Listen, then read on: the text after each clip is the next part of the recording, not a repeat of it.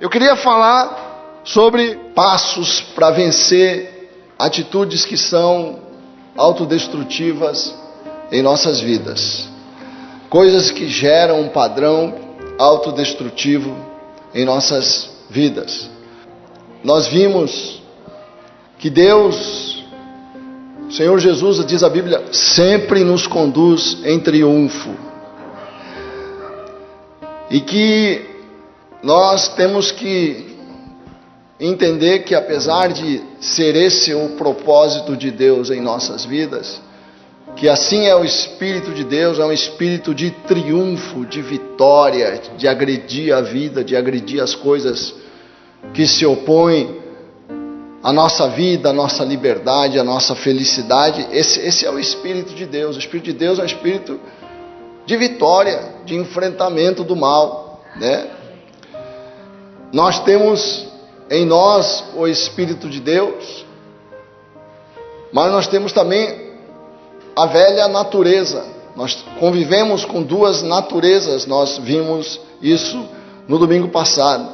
Existe uma parte de nós que deseja a vontade de Deus. Existe uma parte de nós que deseja fazer aquilo que nós sabemos que é certo. Existe uma parte de nós que deseja avançar as coisas de Deus, buscar a Deus, orar, conhecer mais a palavra, realizar as coisas que estão diante de nós. Mas existe uma outra parte de nós que deseja fazer o que é fácil, que só deseja fazer o que é conveniente para nós, que só deseja fazer aquilo que é imediato, de curto prazo, que não gosta de esforço, que não gosta de sacrifício, que não gosta dessas coisas. Então nós temos dentro de nós esse conflito entre a velha natureza que quer fazer o que é confortável, imediato, fácil, sem limites, que não gosta de freios, não gosta de conter os seus desejos. Essa é a velha natureza. E tem também dentro de nós a nova natureza, que quer a vida, quer as coisas de Deus, tem prazer nas coisas de Deus. Você vive esse conflito, todos nós vivemos esse conflito, todos nós estamos nessa luta, mas nós cedemos muitas vezes a essa tendência para a derrota, criamos padrões autodestrutivos, em nossas vidas, por conta de coisas que nós alimentamos no decorrer da nossa vida, coisas que vão se formando dentro de nós, coisas que vão gerando em nós uma maneira, atitudes que nos prejudicam.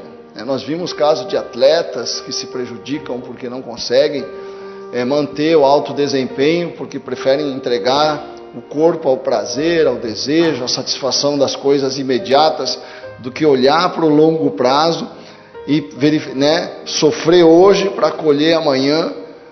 Eu gosto muito de uma frase que eu queria que você guardasse no teu coração, que é a seguinte: ninguém consegue ser feliz se não souber administrar o tempo de infelicidade na sua vida. Todos nós temos períodos de infelicidade, e para ser feliz eu tenho que saber passar pelos momentos de infelicidade, de tristeza.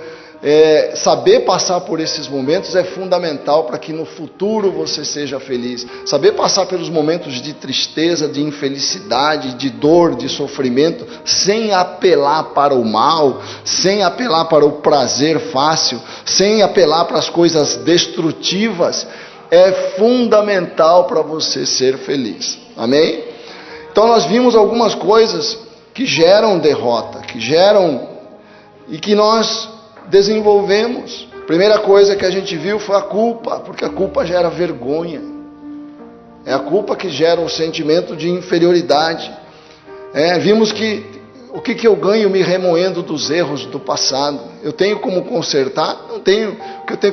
Eu posso consertar o que está no futuro. Eu posso abençoar o que está no futuro. Não adianta eu olhar para o passado.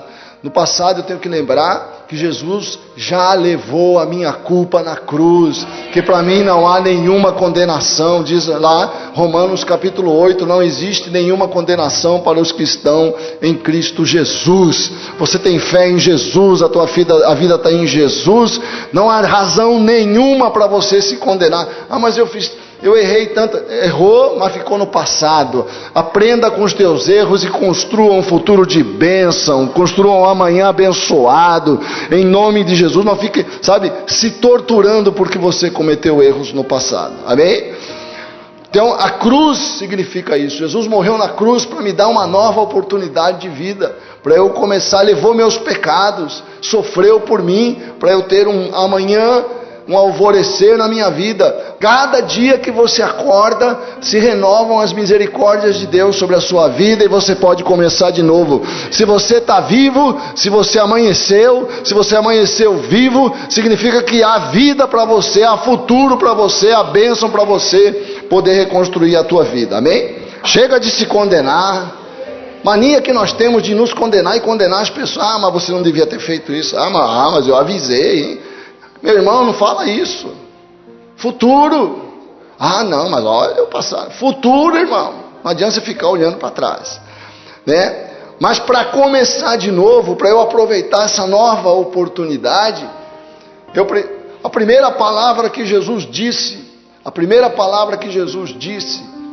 quando ele começou a pregar o evangelho, foi: arrependei-vos. Diga: arrependei-vos. Quer dizer, o que é arrependimento? Arrependimento não é essa coisa que nós vemos as pessoas ameaçando na rua, pregando: arrependei-vos, senão você vai para o inferno. Não, a palavra arrependimento significa, no grego, metanoia, cujo sentido é mudança de mente. Diga: mudança de mente. Porque a segunda coisa que gera frustração, que gera fracasso, que nós temos que destruir para poder construir, uma vida abençoada, a primeira coisa é a culpa, a vergonha, o sentimento de inferioridade, que eu resolvo me lembrando do que Jesus fez por mim na cruz. A cruz significa nova vida, novo começo, nova oportunidade, amém? Mas a segunda coisa que destrói você é o pensamento descontrolado, pensamento desordenado, a falta completa de você assumir o controle dos teus pensamentos. Por isso é importante a palavra metanoia. Como é que eu vou mudar de mente se eu não mudar os meus pensamentos? E como é que eu vou mudar os meus pensamentos se eu não assumir o governo, as rédeas do meu pensamento? Pensamento sem controle é uma coisa comum na nossa vida. Pensamentos negativos criam sentimentos negativos. E sentimentos negativos criam uma forma negativa de olhar para a vida, atitudes negativas. Pensamentos amargurados, pensamentos depressivos, tenha certeza disso, geram sentimentos depressivos. Pensamentos depressivos geram sentimentos depressivos. Então eu preciso assumir o controle. Nós não exercemos esse poder, o poder que nós temos de controlar os nossos pensamentos, para pensar coisas saudáveis, pensar as coisas que são de Deus, como diz lá em Filipenses capítulo 4, pensar coisas que são de boa fama, coisas que são verdadeiras, coisas que edificam, coisas que trazem vida, né? A gente deixa o pensamento levar a gente para onde ele quer. Então a primeira coisa que eu preciso saber para assumir o controle do meu pensamento, para assumir o governo, para colocar os meus pensamentos a favor da minha vida. Presta atenção, os teus pensamentos têm que estar a favor do teu sucesso. Quero ouvir um amém? Os teus pensamentos têm que estar a favor da tua vida, não contra você. Amém? Então anote aí, a primeira coisa que você precisa saber é essa aqui, ó. Meus pensamentos controlam a minha vida, mas eu posso controlar os meus pensamentos. Quer dizer, os meus pensamentos vão determinar meus sentimentos vão se refletir nas minhas atitudes, isso vai gerar um futuro, uma forma de ser, uma forma de lidar com a vida. Então, é muito importante o que eu penso. É muito importante o que está enchendo a minha cabeça. Agora, eu não posso controlar meus sentimentos. Eu não posso controlar meus sentimentos. Alguém aqui consegue controlar os sentimentos? Ninguém consegue controlar os sentimentos. Não adianta, você não gosta de uma pessoa, você sabe que tem que amar aquela pessoa. Poxa, Deus manda amar, mas eu não gosto desse cara, não gosto dessa figura. Acontece às vezes, né? Às vezes tem problema de sentimento dentro da família. É horrível isso, é horrível. Mas você não consegue controlar o sentimento. Você fala, não, eu vou fazer uma força aqui, vou passar, amanhã eu estou amando esse cara. Não vai acontecer. Mas se você mudar o teu pensamento e você mudar a tua atitude em relação àquela pessoa, você pode se pegar amando aquela pessoa. É incrível isso. Isso acontece, inclusive, entre casais que perdem o amor entre si. Ah, mas eu não amo mais a minha esposa. Mas que pensamento você tem pensado sobre a tua esposa? Que pensamento você tem alimentado sobre o teu marido? Porque os pensamentos vão gerando sentimentos, que vão se refletindo nas atitudes. Você não pode controlar teu sentimento, mas você pode controlar teus pensamentos, né? Se eu mudo a minha maneira de pensar, meus sentimentos começam a mudar. Eu não consigo mudar meus sentimentos fazendo força, mas eu consigo mudar meus sentimentos mudando os meus pensamentos, mudando a minha maneira de pensar. Eu, graças a Deus, é muito fácil amar a Jussara, uma pessoa maravilhosa, amém, amor? Tá sempre, mas é mesmo, a Jussara está sempre me apoiando. É incrível o apoio que a Jussara me dá, né? A hora que eu estou mal, essa mulher cuida de mim. Eu sou meio mimado assim, quando eu fico mal, quando eu fico doente, eu me acabo, sabe? E ela leva a comidinha para mim, cuida de mim. É fácil amar, né? Mas você sabe que no casamento os sentimentos oscilam muito. Se eu me levar pelos meus sentimentos, meu casamento acaba. Eu tenho que assumir o governo. Não, eu casei com essa mulher maravilhosa. Ela é uma mulher tremenda. Olha as pinturas que ela faz. Olha essa coisa bonita, coisa linda, né? Trazer a memória. Preciso trazer a memória. Os bons momentos que nós tivemos, as viagens que nós fizemos. Você vai alimentando a tua cabeça, como diz Jeremias, né? Preciso trazer à memória as coisas que me fazem ter esperança na vida. Então, se eu mudo a minha maneira de pensar, olha só o que diz Provérbios 4, 23.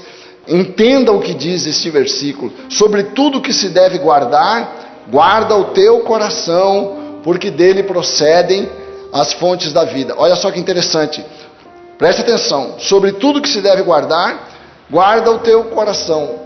Coração, na concepção dos antigos, é a sede da vida interior da pessoa.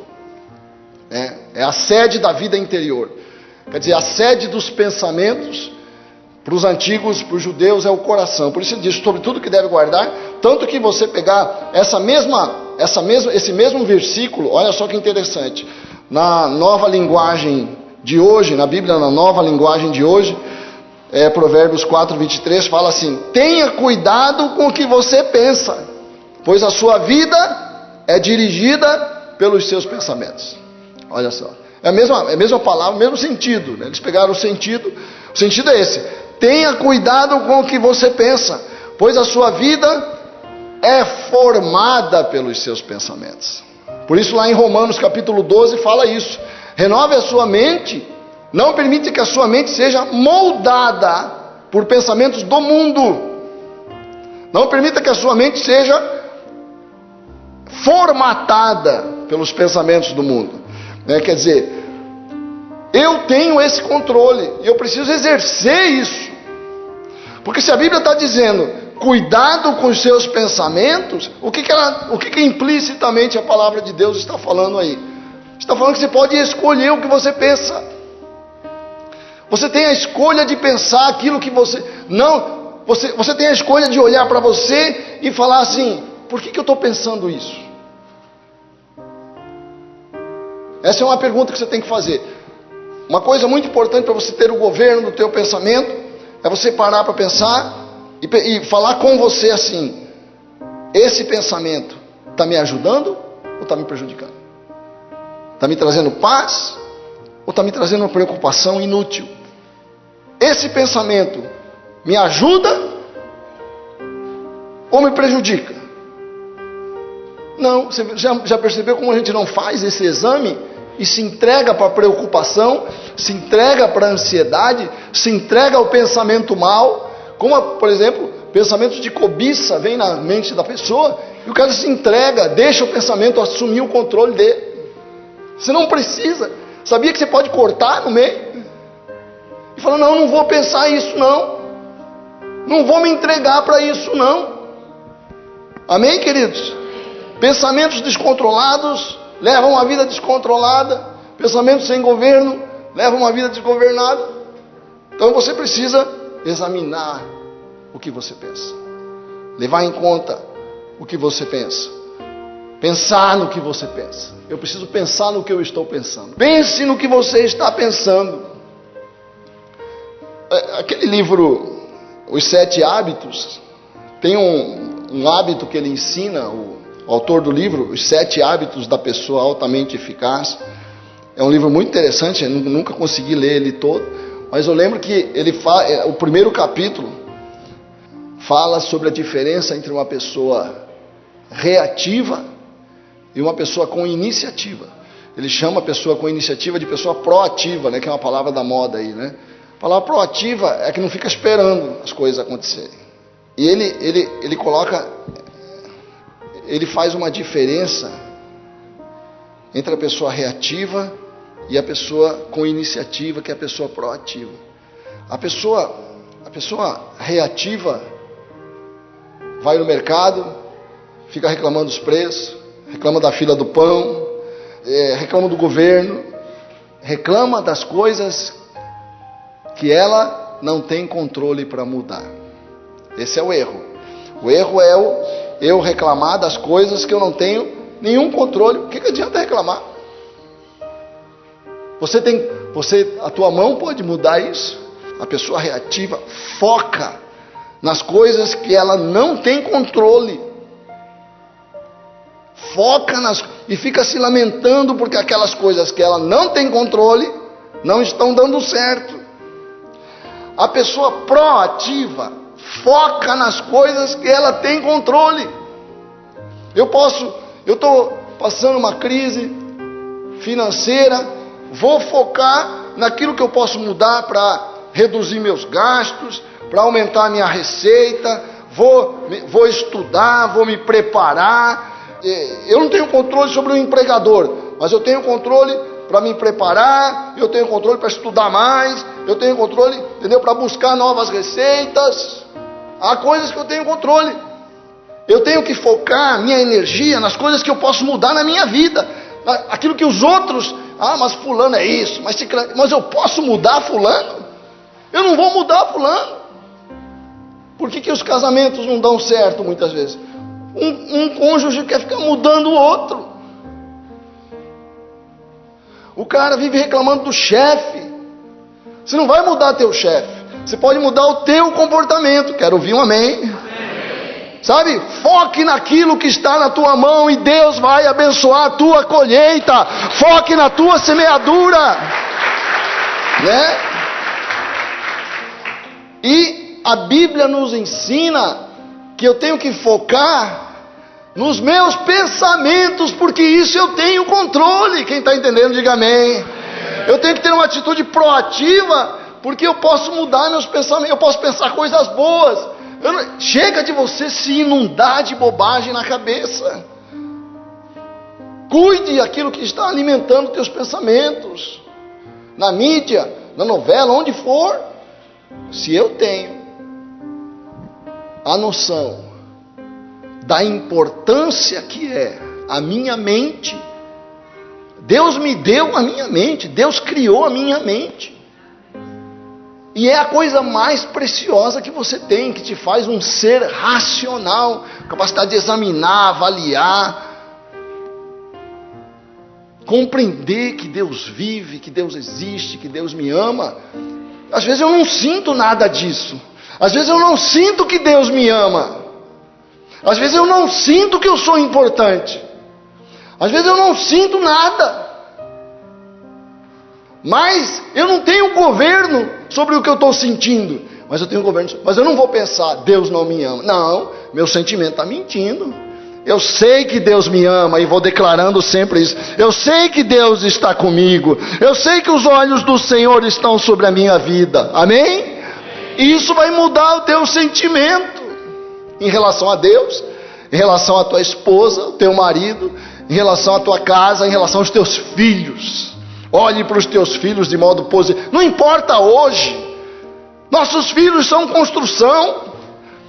Nós estamos edificando cada um. Eles vão mudar. Eles vão se ajoelhar diante de Deus. Eles vão conhecer a Deus. Tenha certeza disso. Amém, queridos? Então foque no que você pode controlar. Essa é a segunda coisa fundamental. Para você ter o governo. Eu vou focar nos meus pensamentos, porque eu não posso controlar meus sentimentos. Não posso controlar as coisas que os outros estão fazendo. Outra coisa, toda mudança que nós precisamos começa nos nossos pensamentos. Tem alguma coisa que você quer mudar na vida? Muda a tua maneira de pensar sobre esse tema, sobre essa coisa. Pô, não estou dando certo nisso. Então examina o que você pensa sobre isso. Examina o que você pensa. Conversava com uma pessoa esses dias, ela me falava, poxa, eu sempre tive uma atitude muito negativa na vida, uma visão muito negativa da vida. Mas o que você pensa sobre a vida? Qual os teus pensamentos sobre isso? Por isso Jesus fala tanto para a gente mudar a mente, mudar a nossa maneira de pensar, mudar a nossa maneira de olhar para a vida. Por isso é importante, se tudo começa na tua mente, não deixe que outras pessoas coloquem coisas negativas na sua mente. É impressionante isso. Se a gente vai ao cinema e Deus é ridicularizado no filme, os ateus falam com autoridade, os crentes são fracos, Deus parece total absurdo muitas vezes em algumas situações, a gente sai enfraquecido na fé. Há filmes que enfraquecem nossa fé, há cenas que enfraquecem a nossa fé. Cuidado com o que as pessoas estão pondo na sua mente. Uma vez eu li um artigo, eu nunca mais me esqueci isso há muitos anos. O nome do artigo era o seguinte, era um sujeito que foi estudar em Harvard, mas era de uma cidade pequena nos Estados Unidos. Ele escreveu o seguinte artigo: como eu perdi a minha fé na universidade. Como eu perdi a minha fé na universidade. Eu li aquele texto e ele vai contando uma coisa, com orgulho, que ele perdeu a fé. Ele cresceu. Ele se tornou mais científico na forma de pensar. Ele fala com uma coisa boa.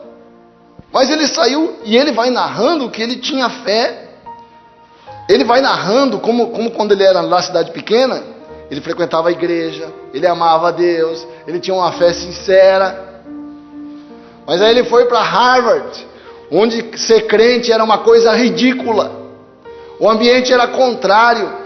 E ele permitiu, que aquelas coisas alimentassem a mente dele. Permitiu que pessoas que nunca experimentaram o toque da glória de Deus fizessem a cabeça dele. Isso que eu penso. Os ateus falam com tanta autoridade sobre Deus. Eles nunca sentiram a glória de Deus. Nunca louvaram a Deus. Não sabem o que é sentir a presença de Deus, e eles vão fazer a nossa cabeça sobre quem é Deus. E é isso que nós deixamos acontecer muitas vezes. Deixamos que aqueles que não amam ao nosso Deus, o Deus vivo, o Deus glorioso e tremendo, o Deus que nos ama, o Deus que está no céu, o Deus que está com você, e nós permitimos que as ideias que o mundo tem sobre um Deus que eles não conhecem formem a nossa mente. Nós deixamos inundar os nossos pensamentos por essa gente que nunca beijou a glória de Deus, não sabe o que é o prazer de ser inundado pelo Espírito Santo. Às vezes a gente está numa festa, uma pessoa começa a falar em Deus, uma outra pessoa fala, aleluia, irmão, com aquele tom de zombaria, e a gente fica intimidado. Você vai ficar intimidado. por quem não conhece o Rei da Glória, não sabe nada sobre o nosso Deus. Então, cuidado com as coisas que estão pondo na tua cabeça, com as ideias, cuidado com a vazia filosofia dos homens.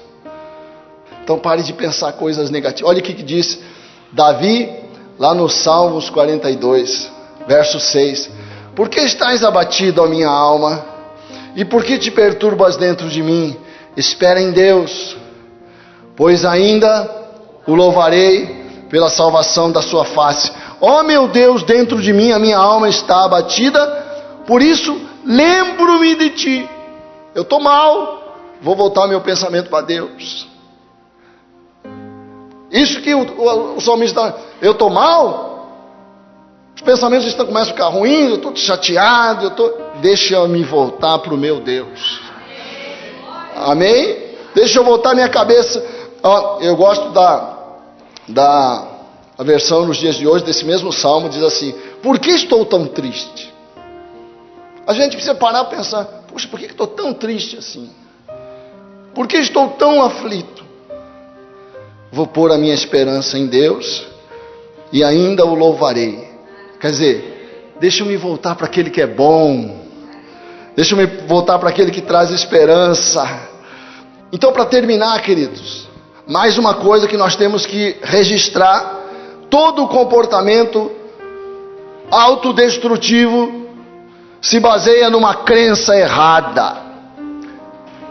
Uma crença errada, não declarada, escondida dentro de mim.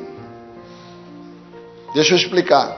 Se você, por exemplo, se sente inseguro em algumas situações, tem uma crença escondida aí, que faz você se sentir assim. Se eu sou desconfiado, desconfio demais, estou sempre achando que estão armando contra mim, tem uma crença aí atrás, que você precisa trazer para a luz. Quando você trouxer a crença errada para a luz, você vai dominar essa atitude que está trazendo limitação na sua vida, está trazendo um comportamento limitador, está destruindo os teus relacionamentos. A pessoa desconfiada, ela destrói relacionamentos. A insegurança dela ela começa a achar, ver fantasmas, ver armação, conspiração. Isso acontece muito com as pessoas que têm poder. Se nós formos ver a vida de Stalin governou a Rússia. Ele era muito desconfiado. Ele simplesmente eliminava as pessoas que ele achava que pudessem se opor a ele. Os heróis da Revolução Russa começaram a ser assassinados um a um por Stalin. Começou a eliminar todo mundo que podia ser sombra para ele, porque era muito desconfiado. Mas é duro, é muito perigoso um desconfiado que tem poder de vida e morte. Crença: se eu sou medroso, muito medroso, tudo te assusta. Tem uma crença aí que está gerando essa maneira de ser.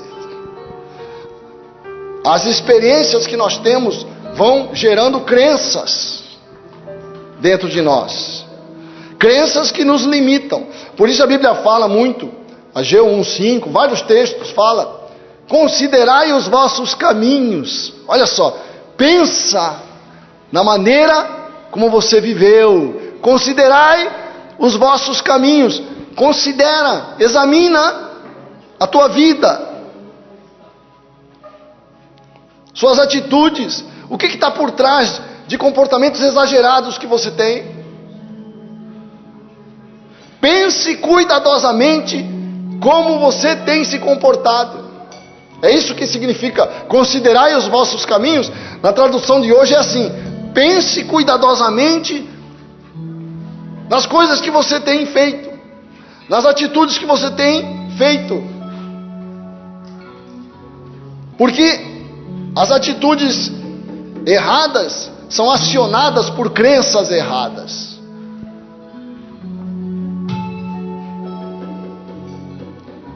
Você já viu aquela propaganda do carro que vai de... compre o carro tal que vai de 0 a 100 em 7 segundos. Um carro que vai de 0 a 100 em 7 segundos. E você vai de 0 a 100 em quantos segundos? Tem irmão que vai de 0 a 100 em 2 segundos. Sabe? Tá tudo bem, tá conversando. De repente tem uma reação que você... O que foi, irmão? Né? Todo mundo fica... Um olha pro outro assim... O que aconteceu com o brother ali? Tenha certeza do seguinte: essa reação é gerada por uma crença. Por isso, tem um gatilho que aciona o teu comportamento descontrolado e exagerado às vezes. Preste atenção nas tuas crenças que têm trazido comportamentos autodestrutivos na sua vida.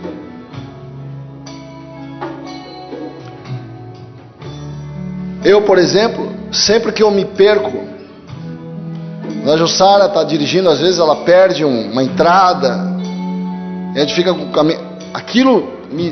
Eu fico desgovernado. Eu fico desgovernado, irmão. Mais desgovernado ainda se é a Jussara que está dirigindo.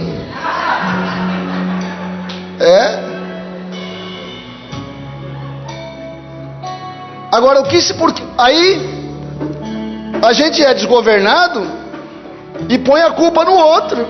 É você que errou, como é que é? Mas isso está errado. Eu tenho que fazer a seguinte pergunta: por que minha reação é tão exagerada quando acontece isso? Essa é a pergunta certa. Por que quando eu me perco, não acho o caminho, eu entro em desespero? Eu tenho que perguntar por quê. E eu vou contar para vocês por quê. Quando eu era criança, cidade pequena, portão fica aberto. É interessante me lembrar disso, porque eu não devia ter 3 anos de idade. Eu saí pelo portão e fui embora pela rua. E aí resolvi voltar para casa e não achava o caminho. Eu chorava que nem um doido de desespero.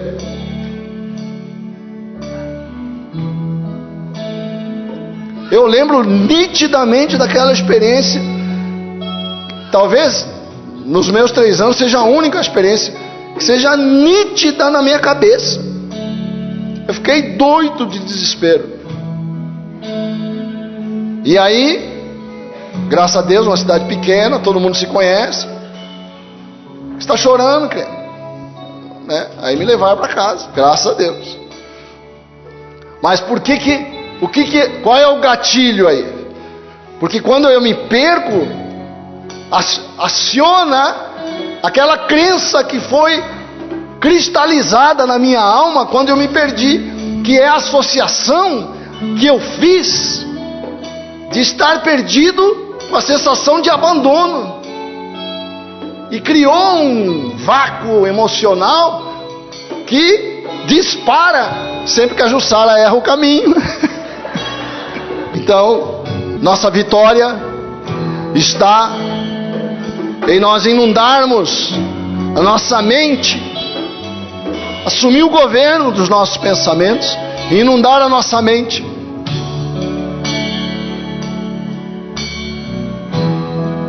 Por isso ler a palavra é tão importante. Estou inundando a minha mente com o mundo, com o cinema de Deus, com a literatura de Deus. Leia a palavra, se encha do Espírito. Há uma glória na presença. O Espírito Santo traz pensamentos de vida para a nossa mente, para a nossa alma, para o nosso coração. Para que entre o Rei Jesus, o Rei da Glória, eu abro meu coração, eu abro meu coração para que entre o Rei Jesus, o Rei da Glória, eu abro meu coração, eu abro meu coração para que entre o Rei Jesus, o Rei da Glória, eu abro meu coração, eu abro meu coração para que entre o Rei Jesus, o Rei da glória. Eu abro meu coração, eu abro meu coração para que entre o Rei